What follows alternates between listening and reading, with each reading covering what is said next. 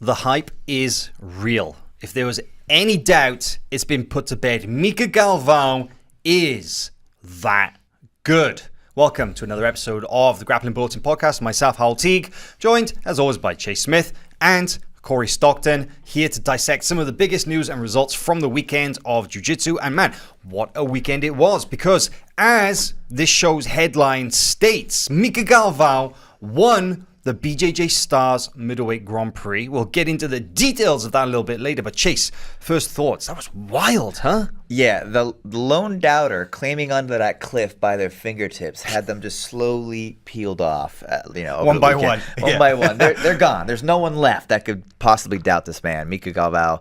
Not like he really had any haters to begin with. But, No, I mean, I meant doubters. Yeah. The people that maybe thought, he's not quite there. No, he's definitely there. Mica Galvao has arrived, been here, and had a phenomenal show. And the entire event was great. Yep. Corey and I were on the call. Also, special thanks to William Tackett joining us here in the booth. Had a lot of fun chatting with him.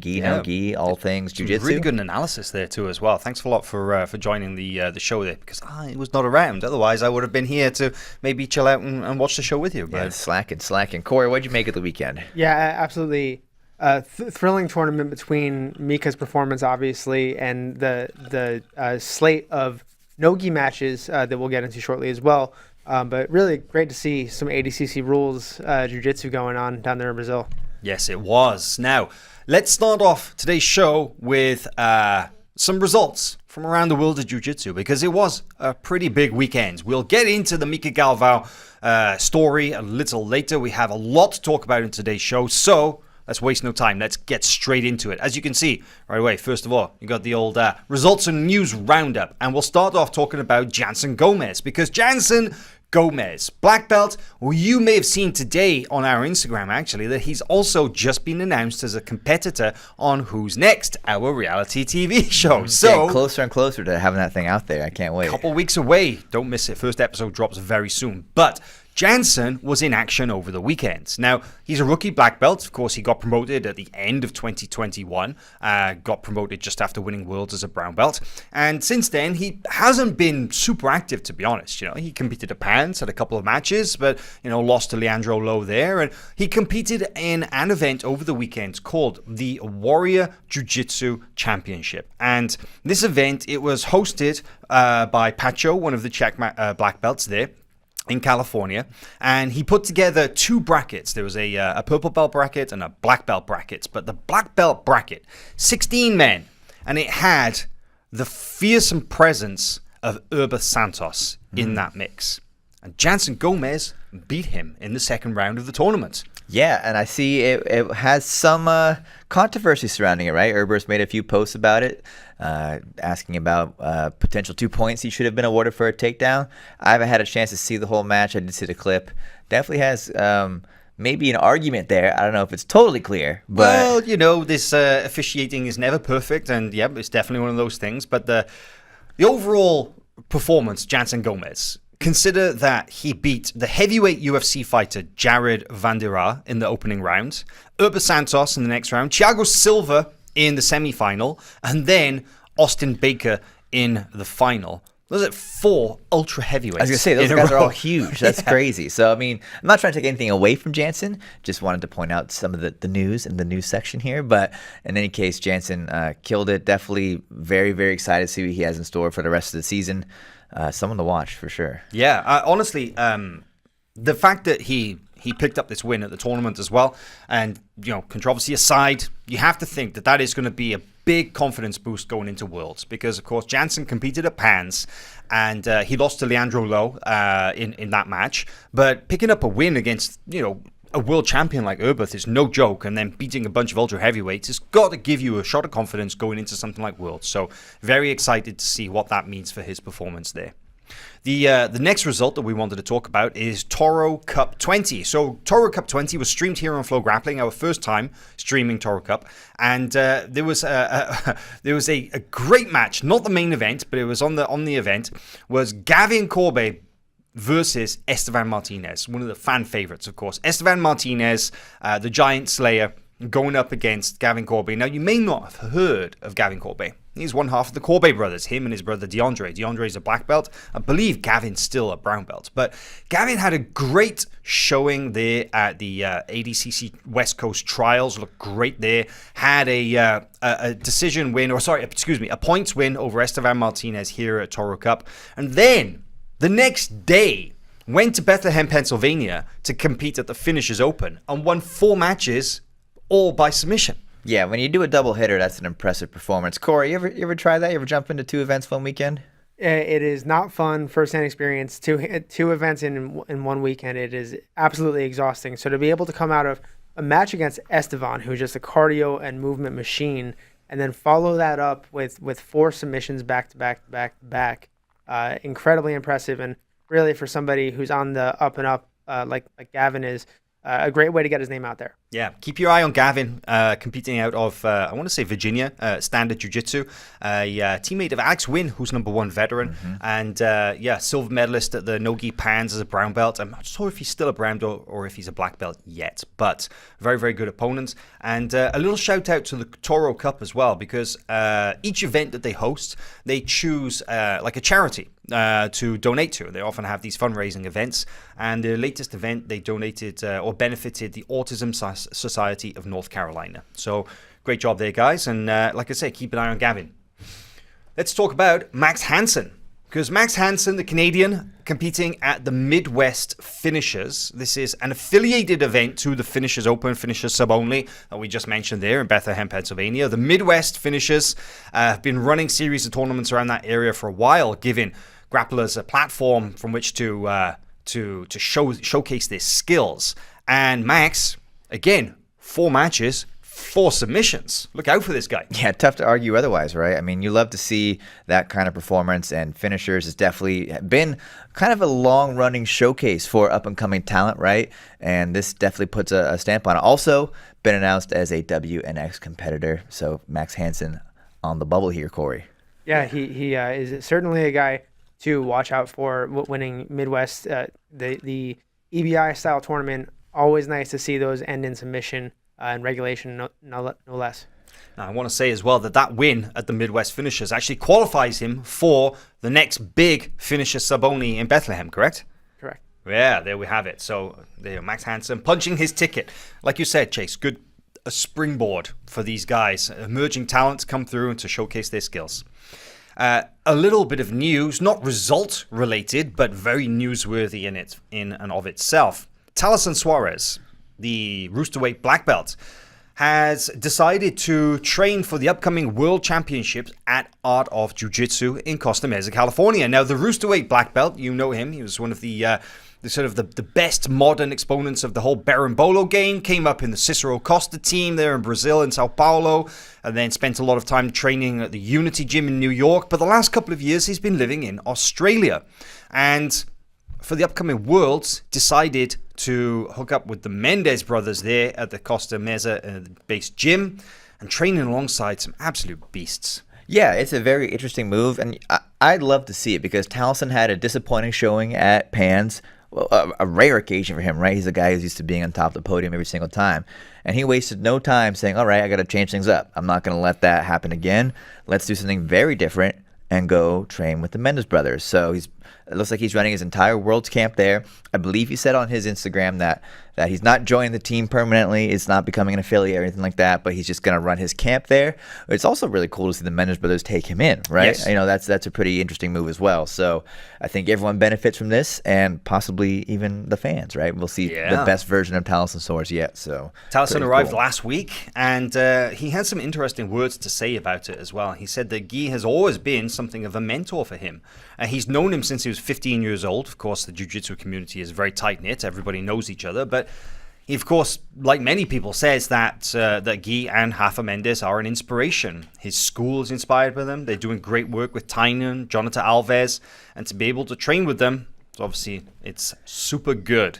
And I think that's interesting as well, because you could learn a lot from the Mendes brothers. Not just jiu-jitsu, but, of course, the way to... They've created this incredible system of developing talent. They have a proven sort of successful business model for their academy, and there's a lot you can learn just about being a professional around those guys, right? Yeah, great point. How to run an academy, how to build a program. So there we have it. So the next piece of news is about Tommy Langacker. And this was interesting because Tommy competed at the IBJJF Dublin Open last weekend. Tommy Langacker, of course, based in Norway, flew over to Dublin, Ireland, and competed both gi and no gi, and took gold in both divisions. Closed out the gi with his friend, and then had 2 matches in the no gi division to take gold there as well. And Chase, that gold medal in the no gi is significant, because there's an upcoming event that kind of connected to that in some way, shall we say. Yes, you certainly queued me up for that one, Hal. He'll be at ADCC trials this weekend here, European trials. Last chance for European athletes to punch their ticket to the World Championships.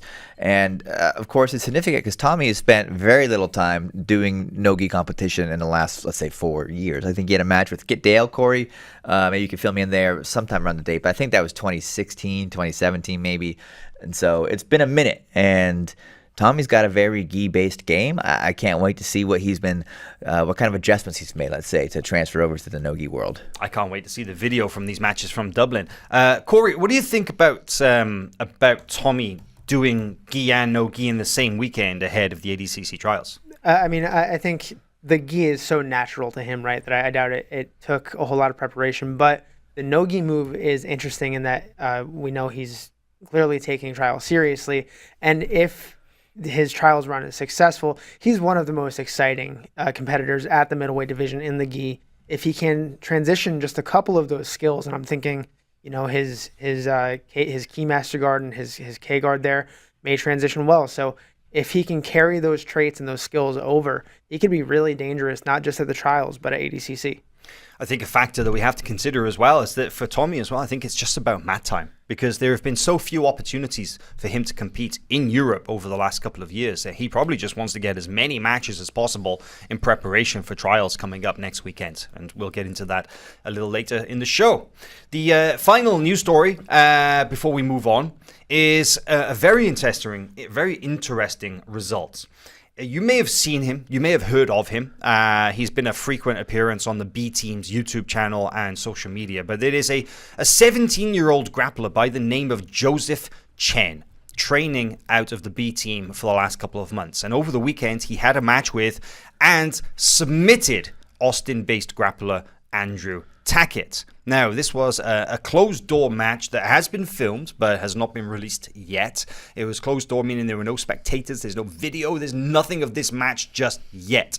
But this is significant. This is a big win, because Chen is only 17 years of age. Now, we've heard non-stop We from see the him guy. there in the middle, by the way, in case you don't know. In case you didn't guess, yeah. But we've heard from so many people inside the B team, hey, have you seen this kid, Jozef? Have you seen this 17-year-old monster that we've got? And you've been to B team, you've seen him train, right? That's right.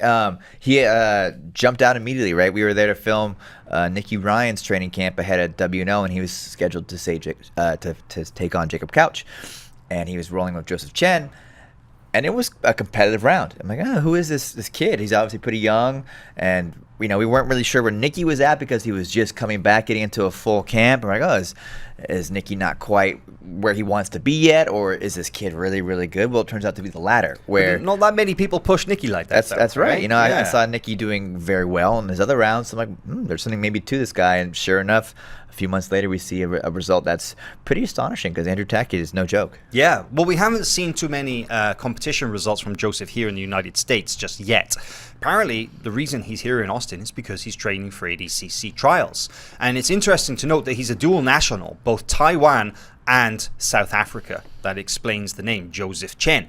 But half South African means that he can compete in the European/African Middle Eastern trials in Poland. Or, if he wishes, he can go to Australia and also compete in the Asia-Oceania trials. So, could compete in both depending on results. I'm not sure exactly which one he will choose. But, yeah, that would be interesting. 17-year-old qualifying for ADCC. Well, look out for him either way. But big win, taking a knee bar against the very wily, very tough Andrew Tackett in that match.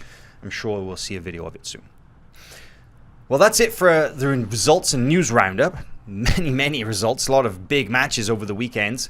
Now it's time to get into the biggest event from the weekend, BJJ Stars 8.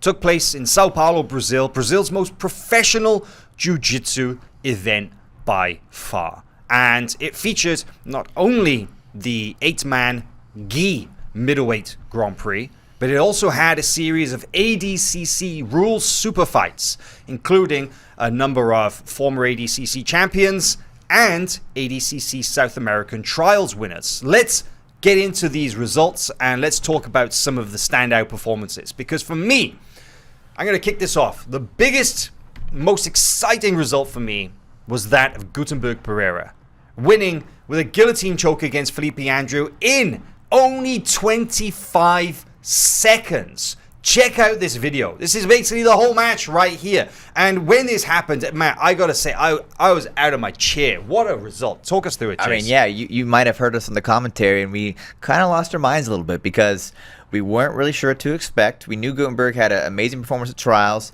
but maybe a little more wrestling, and we saw this brief exchange. But yeah, once he gets onto the head, we're like, oh my god, this is on. This is definitely tight. Felipe didn't really fight the hands, and that was all it took. I gotta say, there are two things that stand out to me about this. Number one is that Felipe Andrew is no joke, right? This is a significant level up in terms of the opposition that Gutenberg faced compared to those that he had to go against at the ADCC trials. So Felipe is an ADCC veteran. He's a very accomplished grappler, both gi and no gi, and he's dangerous. Now, Gutenberg came out. He had a smart strategy. He had a smart plan. But if you would, please, Tyler, if you would play that clip one more time. It's so short because I loved the way that Gutenberg manipulated Felipe using that guillotine front headlock control.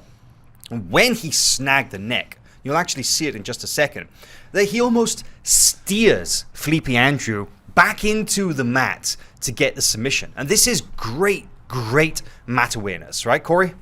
Yeah, absolutely. He realizes they're headed out of bounds, and he's running Felipe around to kind of tie up his hands and make him worry about that shot, and putting him back to the center to make sure that there is no stoppage before the submission. See, that just amazing awareness. He literally steered Felipe Andrew back into the mat. They go to the corner. Gutenberg cuts the angle, pushes him back in. You can see that Felipe's trying to circle back out, but by then he's been in the choke so long, he has no choice to tap. And 25 seconds. Incredible result there for Gutemberg Pereira, back in his roots training at GF Team HQ in Rio de Janeiro and looking like an absolute monster for ADCC Worlds. Yeah, an unbelievable performance there from Gutenberg, and definitely gets me excited for ADCC. Who else got you excited at BJJ Stars? I mean, there were so many matches. I don't want to jump the line, though. I see on our list here we got Via Mesquita, and it was great to see the Lady Goat back in action, right? I think we have a clip for her coming up, and she was someone that definitely, as Corey put it during the broadcast, tested the limits of ADCC rules on an elevated stage, right? Because in ADCC, if the action is good enough, the ref will basically let you continue into the crowd, off of the mats, wherever it may go, let it roll.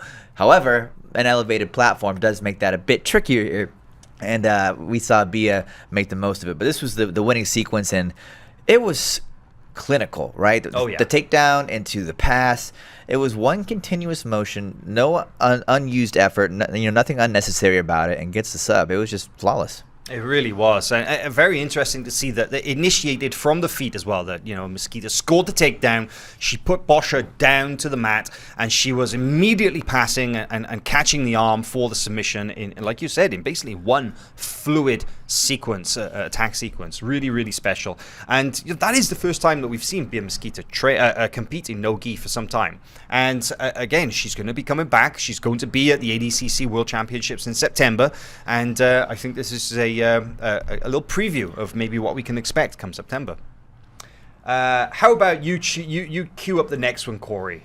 We got one of the most exciting grapplers active today on our list. Who we got? Yeah, I was really excited to see Fabricio Andre make his return after 2 exciting runs at ADCC trials in South America. This match here against Alexandre Sodre, and he looked equally dynamic. He looked just like the world champion he is. His movement was really impressive, the way he was setting up his passes side to side. But this attempt here was probably the closest he got to a submission. As I mentioned in the broadcast, I really like the use of this cross grip to get immediately around to the back and out of that triangle. Yeah, Sodre did well to get out of here. I gotta say, it was a very, very dangerous position. The way that he's so fast in the way that he can go from sort of the knee cut position into this sort of reverse triangle stroke armbar attack, and Sodre had to, well, you could see the look on his face to get out of it. And Sodre is he's a very elusive competitor. He's not easy to pin down and to do anything effective to, right, Chase? Yeah, I would say Sodre style is best classified as a maybe extreme counterfighter. But in any case, Fabricio Andre, we see here, did his very best to blast through that in various ways, including this passing attempt here. Almost secured the body lock pass. It ended up not scoring. And by the way, anybody in the comments, maybe you can fill me in here, but these matches were supposed to have an overtime, so maybe I missed something in the Portuguese stream. Maybe you guys heard something there. I don't know, but there was no overtime and no score, so I'm not quite sure how. This is the one ADCC rules match that didn't have the overtime, that didn't end by submission, right? No, the first match of the night, Thais Laredo won in overtime. Right. Sorry, this is the first one that didn't have an overtime but didn't end by submission in the regulation. Yeah, exactly, okay. or right. by points. So, okay. Anyways, Fabricio Andre though looked phenomenal, and I was just kind of sad I didn't get to see just a few more minutes of that. But yeah, I mean, Fabricio Andre, had, like you said, Corey, had 2 great runs there at the trials, and I think there was still a lot of questions about what we can really expect from him in the sort of the ADCC rules arena, and a tough opponent like Alexandre Sodre definitely answers some of those questions. One of my favorite moments from the evening was that of Marcos Pecho choking and submitting Lucas Protazio with a brutal guillotine. We actually have a clip of this, and let's roll this video if you would, please, Tyler, the producer, because Protazio, very, very good fighter, had a really good run himself at the first South American trials, lost in the semi-finals, and he's a scrapper. But I haven't really seen too much no-gi from Pecho. We saw him a few years ago at he had one match against Ronaldo Jr., Black Belt World Championships, no-gi World Championships, and blew his knee out in the process, won the match, but couldn't continue, and that was the last I've seen of him no-gi. And this match against Protazio, who is a scrapper, as I said, the checkmate guy, and Pecho was able to go head-to-head with Protazio, and as you can see, threaten these guillotine chokes. But the final guillotine came a little later in the match in kind of in answer to a wrestle-up sequence. And for me, it was one of the best submissions of the night.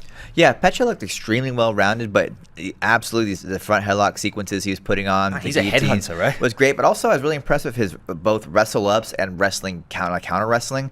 This looked really comfortable in all areas against the veteran, but here we see our finishing sequence, and just the angle and torque on this guillotine where he drops off to this almost side mount here, traps the arm. Just brutal. Yeah. It's very interesting the way that he kind of finishes it. It was very reminiscent of the 10th Planet submission. What is it called, Corey? The Executioner? It looks a lot like, it kind of looks like the it. Executioner. It also looks like Justin Rader's guillotine finish. The Decaparator, yeah. But the kind of the angle, I think that as he jumped, with the control of the neck, you can see that he kind of, it's almost like he's sitting through the guard or to just sit through for the guillotine. But the near side arm got trapped and kind of passed by the hip almost. And you can see that he's almost off to the side, off to the back for the finish. And man, Protazio had nowhere to go. Very interesting finish. Nice little variation there to that choke. But man, Petro, don't sleep on that guy. Very, very tough black belt. One black belt who did not impress me at BJJ Stars was Felipe Pena. And I have to say that we've been waiting a long time for the return of Felipe Pena. It's been over 2 years since his last no-gi match. Of course, the super fight with Andre Galvao, ADCC 2019. And I think that time off has maybe had an effect because he went up against Henrique Sacconi and won via penalty points in an otherwise 0-0 match. And man, it wasn't the best of performances, shall we say. Yeah, I do think a lot of that could be blamed on Sacconi, to be honest. You saw him running away quite a bit, was awarded 2 penalties when penalties are very rare in the event, right? So to earn 2 of them says something. But at a certain point, you also thought Felipe would be so bored by that he would change up his own strategy a little bit and maybe get a little more aggressive. Because in the very beginning of the match, we saw him look to wrestle up in very quick fashion. Like, okay, cool, some action from Felipe on bottom here. But then, as Gordon likes to say, pressure from bottom. We didn't see a whole lot of that from Felipe, and I think I put about 80% of the blame on Henrique for this, but, you could say 20% was Felipe committing to a strategy that was very safe. And plus, there was that moment where he almost had his back taken. I mean, it wasn't that close, but still. It was kind of close. It was kind of the most dramatic moment of the match. I think it was the most significant exchange in the entire match, to be honest. Had it stayed 0-0, if Sacconi hadn't had those penalty points, I think that could have won him the match. But anyway, not the best of performances. I'm sure Felipe Pena will be going back to the drawing board and ready for September for that one. But the final no-gi result that I wanted to talk about from ADCC rules matches at BJJ Stars was, of course, that of Demian Maia, because he returned to grappling for the first time in 15 years. And he won with a submission against Alex Cowboy, another UFC fighter. And, man, Chase, I got to say, this was a triumphant return for Demian Maia, who, let's be honest, has been one of the best ambassadors, one of the best flag bearers for jiu-jitsu in mixed martial arts for a very long time now. Yeah, there's no other way to say it. And it had been 15 years since his last grappling match, which is when he won ADCC in 2007, was signed to the UFC because of that performance. And he looked great. The speed that he jumped into that back attack, turned into mount here, was phenomenal. So despite, I believe retiring, I don't know if officially retired, but stepping away from competition last year from the UFC, it's clearly still got all the athleticism he needs, and yeah, it looked great. Corey and I had a lot of fun commentating this match. I bet. I mean, Demian Maia is 44 years of age, but it just goes to show that obviously he's a very high-level black belt and a lifelong athlete, but man, that technique just doesn't go out of fashion, does it? Good old-fashioned jiu-jitsu. Demian Maia has had very old-school jiu-jitsu throughout his career, and I think years of focusing it toward MMA have only honed the precision and the experience level of his, just, again, as Lovato would say, timeless jiu-jitsu, right? It's very fundamentally based, but perfect. That is a great way to describe it. It really is. Demian Maia has timeless jiu-jitsu, and it was a pleasure watching him back in action. Well, BJJ Stars, I think from the old generation, Demian Maia, let's talk about the new generation, Mica Galvao, because this really was the biggest story out of the event. The fact that Mica Galvao at only 18 years of age, came out and beat 2 world champions in one night, Leandro Lo in the opening round and Lucas Hulk Barboza in the final, to be crowned the BJJ Stars middleweight champion. This was one of those rare moments in jiu-jitsu where I feel the entire jiu-jitsu community is talking about this result. Everybody has been watching the career of Mica Galvao closely. There's been a lot of hype about Mica Galvao. Of course, he's one of the most talked about athletes. He already arrived into the black belt with so much hype behind him. He is a star in Brazil. The international audience are now very well aware of exactly who Mica Galvao is. But this was possibly one of his biggest tests to date, and he passed it with flying colors. Yeah, when it was announced that Leandro Lo was going to be Mica Galvao's first round match, I mean, everyone was on the edge of their seat for like 24 hours straight. Like, what's going to happen in that? Because Mica Galvao, with all the talent he had, still hadn't had the opportunity really to take on someone with the experience and caliber of athletes such as Leandro Lo, 7-time world champ. Should we play this clip while we're talking about it? Yeah, let's watch it. I definitely want to see it again. I haven't had a chance to sit down and look at it again since it happened in real time. And Mica, you want to talk about creating pressure from bottom, did such an amazing job of really threatening the base of Leandro Lo. Now, it came down to, just an advantage, I want to say, for Mica to win this match. But Leandro was really on the back foot for a lot of this match, and that's something you almost never see. You're right. I was just about to say that. You almost never see that. Of course, you will see people do their best to slow down Leandro. You'll see them do their best to prevent this, because Leandro is so good at getting his knee up the middle and going for that trademark knee cut pass.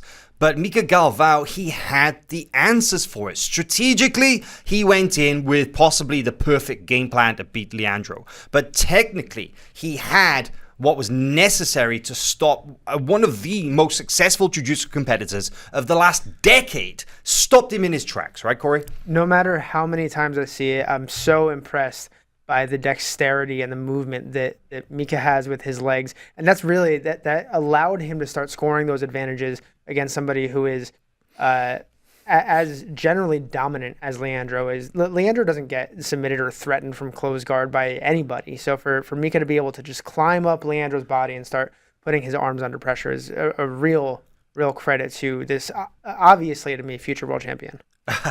Yeah, I mean, it's not a question of if, it's a question of when for many people, and that kind of includes us as well. Now, of course, we're making some assumptions here. We're jumping ahead. Let's talk first about the final with Lucas Hulk Barboza, because this was, for me, the most shocking result of the GP. Because, of course, beating Leandro Lo, that is a big result. Few people can claim to take on Leandro Lo in his hometown and beat him at his own game on a professional stage like this. But then, it's like the video game. The bosses just get harder, right? Because you've beaten a legendary multiple-time world champion in your opening round match. His second round match, unfortunately, got stopped before it really got started, because Mauricio Oliveira injured his knee and was unable to continue. So Mica, basically after a couple of minutes, was able to advance. But the final against Lucas Hulk Barboza, one of the most powerful, strongest, and fearsome medium heavyweights in the world, and Mica Galvao taps him out in the final minute of the match. Play this clip, please, Tyler, because this is phenomenal, right? Yeah, another athlete with a ton of experience on top of those attributes you just mentioned, Hal. And Mica took it to him. Now, it was more or less a stalemate until this insane exchange here. There's 30 seconds or so left on the clock. Hulk goes for a takedown. Mica cuts the angle instead, reverses it, takes him down, takes the back, and gets the finisher. You can see the look on his face. I saw some other images, where he's actually screaming as he gets the sub. He's fired up as he should be, because there it is right there. I mean, it also took him $20,000. But to submit the Hulk, as you said, at his own game, right? Beating him in a takedown battle, taking the back, finding the finish when there's almost no time left. That's guts right there from Mica Galvao. It was absolutely phenomenal. Hulk had a really good run on his side of the bracket. He beat Roberto Jimenez by points in the opening round, and then he submitted Leo Lara with an arm lock in the semifinal match. So he was the favorite to win this tournament. Hulk was the number one seed. Mica Galvao was as the odds makers put him, he was the second favorite to win. So they landed on opposite sides of the brackets, and for them to meet in the final, of course, was perfect the way it all played out. But for Mica to take the win like that in very impressive fashion, now this opens up questions, because as the headline just below us, as you can see, Mica Galvao versus the world. Because you have to think, what's next for Mica Galvao after a win like that? He doesn't just go home and count his money. He doesn't just go home and bask in the glory. No, this kid is driven. He is motivated. He is hungry. And he wants to go out and he wants to continue. He wants to keep this momentum going. Well, next weekend is the IBJJF Brazilian Nationals, aka the Brasileiros. And we believe that Mica Galvao, he is signed up, but we believe that he has to compete. He's actually in a bind here, because if he wants to compete at the World Championships next month, he doesn't have points yet. And the only way that he is able to qualify for Worlds is by going to Brazilian Nationals and hitting that podium. So, Mica Galvao has 2 big tournaments in the very near future. Brazilian Nationals this weekend, or next weekend, and then Worlds a month later. Now, you'd have to think that Galvao, with that kind of momentum, with that kind of success at BJJ Stars, a clear frontrunner for the middleweight division. Yeah, I think there's no question about that right now. You know, looking at some of the names on the list, all very talented, very seasoned athletes, but not with the momentum that Mica's carrying here. I think, you know, that's a shot across the bow, too. If they watched the show or saw the highlights, I'd be sweating a little bit knowing that Mica Galvao is in my division, right? You don't want to run into that kid coming off a win over Leandro and Hulk in the same day. Pretty wild stuff. So you have to think that this sets up a world championship match at some point in the bracket with Tyne and Dalper. I think that's what we were calling for Pans, and then Mica ended up saving his energy, staying in Brazil for what turned out to be maybe the right move as he came home with the win at BJJ Stars. But those two basically seem to be the only competition for each other at this point. Maybe that's a bold claim. No, I think you're absolutely right. I think anytime Tyne and Dalper goes to an event, an IBJJF tournament, he is pretty much guaranteed to take the gold medal. And it's a case of all the other competitors to decide among them who's taking silver. Because Tyne and Dalper is the #1 middleweight in the world right now. And the only true challenger to his position is Mica Galvao. And that is the match that everybody wants to see at World Championships. Now, let's just say that Mica Galvao does it in his first World Championships as a black belt. Let's just say that he goes out there, that he beats Tyne and Dalper, that he takes the gold medal. That would make him the youngest IBJJF black belt world champion in history. Mica Galvao is only 18 years of age. He turns 19 in October. But of course, that's not all. Because should he win the IBJJF World Championships in June, well, he's already qualified from winning the trials. He is going to go to ADCC in September. And now let's continue this little hypothetical situation. If he goes to win ADCC in September, that would also make him the youngest ADCC champion in history. And if he were to win Worlds, IBJJF and ADCC in the same year, I believe that would be a record that would never be broken. It's pretty exciting times, right? We do have in the mix, though, another AOJ athlete, Colabate, going to ADCC, who could slide just under as being the youngest ever. We see some some comments in the YouTube chat here, actually, about how, man, you know, these guys, it's the youngsters are coming through, and they're just so good. The age just keeps getting lower and lower, says GS. This is right.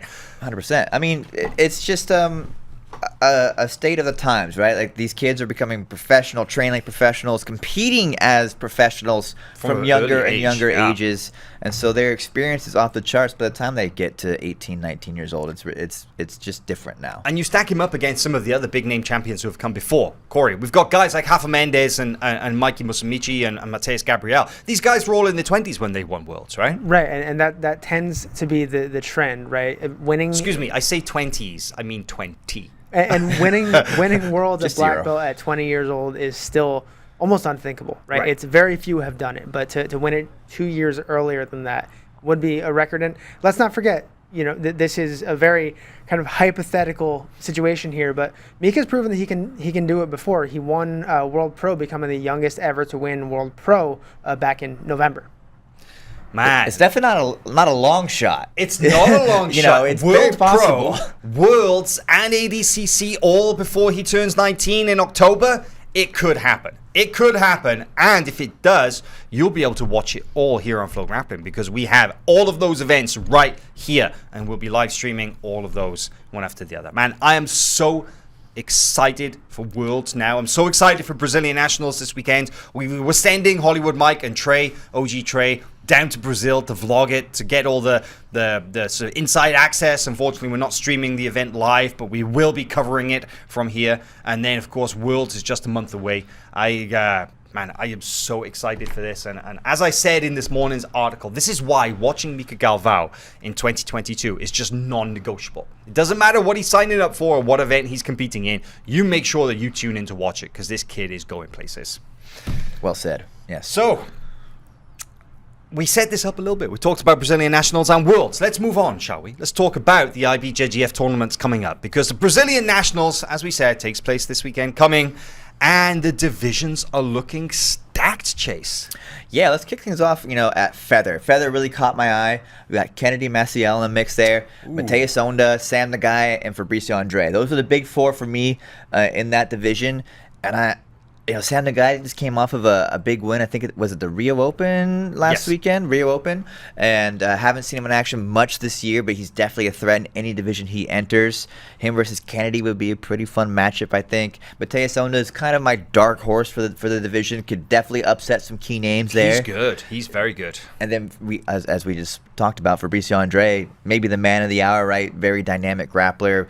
Been dabbling a bit in no-gi lately, but just coming off of the World Championships where he took gold, you have to think he's a front runner as well. So definitely going to be the #1 seed. Yeah. I'm keeping an eye on the featherweight category, as I think it has a lot of implications for what may take place at the World Championships a month later. What I like as well is that for let me see, Diogo Hayes, Luis Paulo, Fabricio Andre, and Mica Galvao, of course, all 4 black belts representing Mica Galvao's Fight Sports Manaus. This is all of them. This is the first time they're all competing at Brasileiros as black belts. Oh, very cool. Yeah, Diogo Hayes love in that. a light feather, I believe. Okay, and Luis Paulo is competing as lightweight, and Mica is at middle. So you that's can add Nathaniel Jackson in there in the Roosterweight division. That's right. Did he win Hang World on, Pro? Rooster, light feather, feather, light, and middle. They could potentially take half of all black belt gold medals. Wow. Okay, there you go. Keep an eye on the Fight Sports kids this weekend.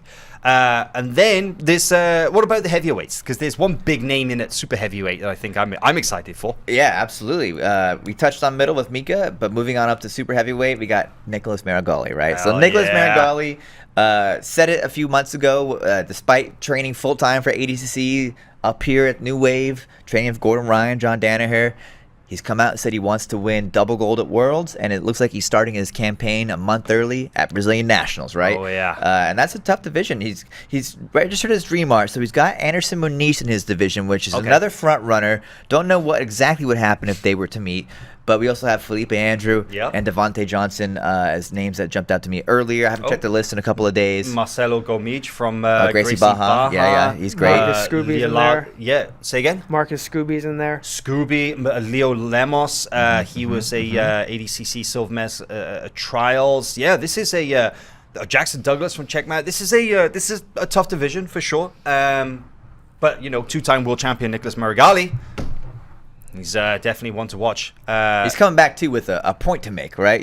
He felt, let's call it, slightly jilted after the World Championships last year, and I think he really wants to come back and just run over the competition. So there's quite a few Americans actually signed up for this. You mentioned Devontae Johnson. Mason Fowler is signed up at ultra heavyweight as well. I gotta say, I find this really intriguing, because I don't believe that Mason has competed. I've never seen him compete in Brazil before. I'm not sure if... I think it is his first time. There you have it. Yeah. So as a black belt going to Brasileiros, a very special tournament with a very special energy. And Mason Fowler is going to be in the same division as Gutemberg Pereira, Pedro Bonbon from GF Team, Otavio Nalati from Gigo. And that's some big boys. Yeah, That's, ultra super heavy. That definitely caught my eye. Mason versus Gutenberg, it would be a sick match. So yeah, it would. Ultra heavyweight's a lot of fun too.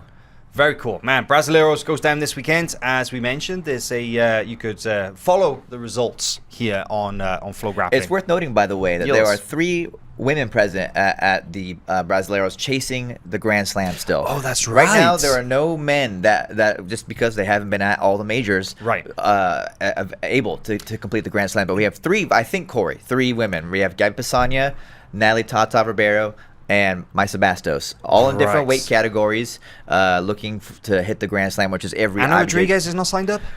Oh, Anna Rodriguez is not signed up. She's not signed up. Okay, because she would be in the running. She did win Euros and Pans, but I didn't see her name. That's why I didn't put her down. Yeah, no, I don't believe she's signed up. She's not, at least not yet. Let's see if she slides in. Divisions are closed, but Oh, they are? I think so. It's just black belts go this weekend, so. True. Oh, yeah. Well, man, that in that case then, yeah, that's a developing story right there. So who could take the Grand Slam? I mean, I think everybody's waiting for Gabi Pisania to do it, right? She might get the double Grand Slam, right? Weight and absolute in every single event, which is completely insane. I don't believe anybody's ever done that as a black belt. She would be the first black belt ever to do it. Wow, there we have it, man. Gabi Pisania making history. And then, yeah, like you said, Maia Bastos and Tata, Natalie Ribeiro. Yeah, exciting stuff, man. Exciting stuff. And then this sets us up perfectly for Worlds, because historically Brasileiros is always the last major tournament, the last major IBJJF tournament before the World Championships. And I believe that just through kind of the way the calendar is shaking out this year, it's closer than it's ever been. It's always been about 4 or 5 weeks, about a month or so, but it's right on top of Worlds. Yeah. And I think people are maybe underestimating exactly how close to Worlds we are. We are basically 30 days away. It starts June 1st, runs through the 4th. That's when the black belts will be wrapping up. And yeah, we couldn't be more excited, right? We just started our road to Worlds with some content you guys should be seeing very shortly over the weekend. And we're going to be hitting that hard, though, in the next couple of weeks, right? So we have some major trips planned. We'll be hitting the East Coast, going out to California. We got guys in Brazil. And if you're a fan of the series, Road to Worlds, well, be ready, because this one might be one of our best yet. Bunch of vlogs coming, and yeah, it's all here. So 1 month is basically our runway until the World Championships, and it's going to be a great time. And IBJJF, the Road to Worlds is always one of my favorite times. And we did a kind of a stripped down version for the 2021 Worlds, right? Corey, you went on the road trip. You were around Southern California. Corey called it stripped down. I think he had his hands full out there. But well, we've done bigger. We've done bigger in the past. I mean, we true. went international for more than 1 year there for the Road to Worlds. But this year we're going to hit various places around the country, including all the main gyms there in Southern California, and hopefully capture that essence of the World's training camps, because man, it's just a different vibe in the World's training camps, right? Yeah, what'd you think on your first Road to Worlds tour, Corey? Definitely a little bit grueling, but it is amazing to see not just how all the pros train, but how differently all the pros train, right? You go to Atos and they train one way and they prepare this way, and you go to AOJ and they train that way and they prepare like this, and watching all of the camps kind of figure out what the best way to prepare for the biggest gi tournament in the world is really kind of enlightening. So that is coming up very soon, because the Worlds starts, the provisional start date for the IBJJF World Championships is June 1st. June 1st or 2nd, depending on how many people sign up. Registration's still open, so the divisions are looking kind of thin at the moment, but there's still an opportunity for a number of black belts to compete between now and then, get those points that they need, and then we'll see these divisions take shape. So we'll be getting sort of deeper into the preview content, bracket analysis and stuff as we get closer to the event, but the main thing is that we'll be taking you inside those gyms, and you get to see all the hard training rounds from inside the major academies. It's going to be a ton of fun. And speaking of upcoming tournaments, our last upcoming tournament that we want to talk about is taking place this weekend.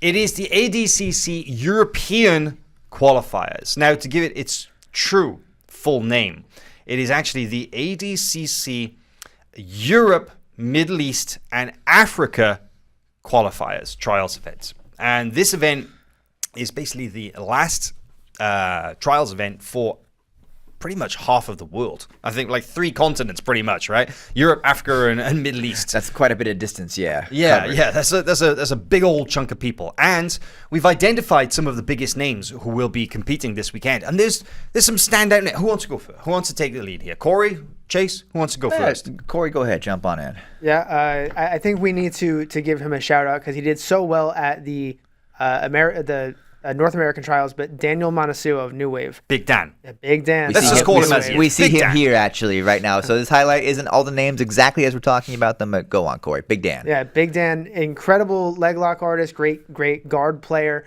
Exactly what you'd expect of the Danaher squad, right? Of New Wave, but he could definitely do some damage in the As over 99 kilogram division there. This young lady right here, Maria Mayasak, who I forgot is an ADCC veteran. She competed at 2015 ADCC down in Brazil, and of course, a Polish national, so she could do quite well. Thomas Halpin here, Chase. Thomas Halpin, previous trials winner, ADCC veteran. He's in the mix. Then we have this man, the South African, making use of all the availability there. And WNO vet Luke Griffith will be in the mix. He's definitely fired up for trials. Saw him over the weekend. And then another trials winner, Camille Wilk, 2-time trials winner, I believe, is also in the mix. So it's a great group of athletes going. I think over 400 or close to 400, one or the other. Wow. Will be there looking for their last shot at ADCC, and a mix of veterans, newcomers, young, and old. So it's going to be fun. It's on FloGrappling, of course, and use Arena, I believe, for all the bracketing. So it should be a good time. We'll be watching, and I think it's going to be very early. For any of our stateside viewers, this will start very early in the morning, but replays will be on hand. Probably be catching the replays, exactly. Man, I'm excited for ADCC European trials, because I feel like, the European trials winners, they don't always get the highest seeds, right? Because the sort of the way that it's weighted, the sort of the North American and the South American seeds or trials winners are always seeded a little bit higher, and the European trials winners and the Asian trials winners are seeded much, much lower. But the no-gi scene has been growing so much over there. And let's just consider some of the trials winners who came out of the last trials there, which also took place in Poland. Guys like Ash Williams, guys like Oliver Taza. These guys, they could go in and they could be very, very competitive at the Worlds. 100%. And a name that I wanted to highlight that we mentioned earlier in the show, but in case you came in later and forgot, Tommy Langacker will also be at ADCC trials, which is a great boost of talent for just mixing it up, right? He's a gi guy for the most part, but a consummate grappler all around, and looking to test himself in a new format.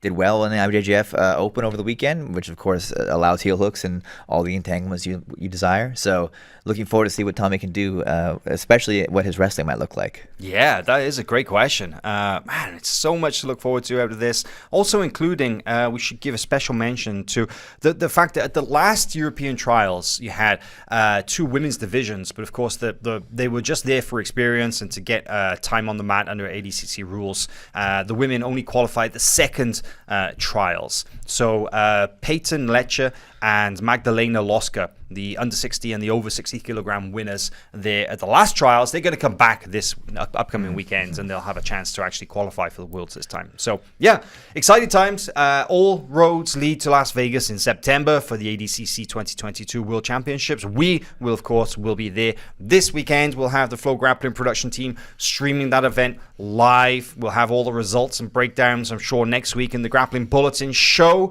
And of course, we've got all the other big events on our calendar. Head over to FloGrappling.com to see what's coming up. Plenty of good jiu-jitsu and some very special content, including some rolling rounds on the site right now of Gordon Ryan in the gi.